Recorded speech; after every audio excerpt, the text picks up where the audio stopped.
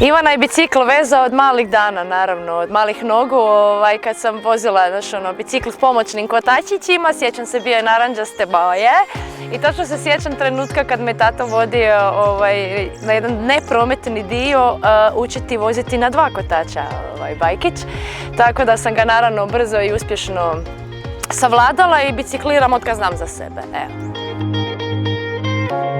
Uglavnom kad se vozim ne slušam nikakvu muzu jer moram biti usredotočena na promet i sve, ma super je, vjetar u kosi, kotač te nosi, lijepo mi je. Moram priznati da je čak ljepše, otkrila sam čari vožnje bicikla i po zimi.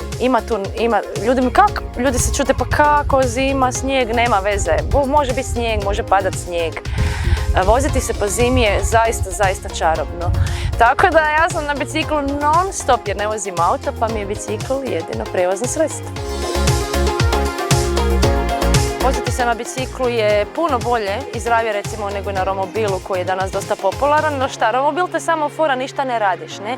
Na biciklu ti ipak gataš, ipak je dobar i kao svojevrsna vježba za noge, ne?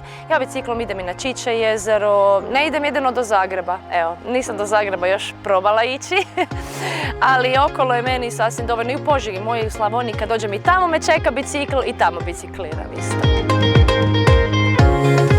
Dragi moji ljudi, bicikli je apsolutno savršena stvar za sve koji se žele malo vani rekreirati, za sve kojima je možda ljeno, ne znam, trčati ili brzo hodati, bicikl je savršen. Em si na svježem zraku, em ipak nešto fizički radiš, a i odvezete isto od točke A do točke B.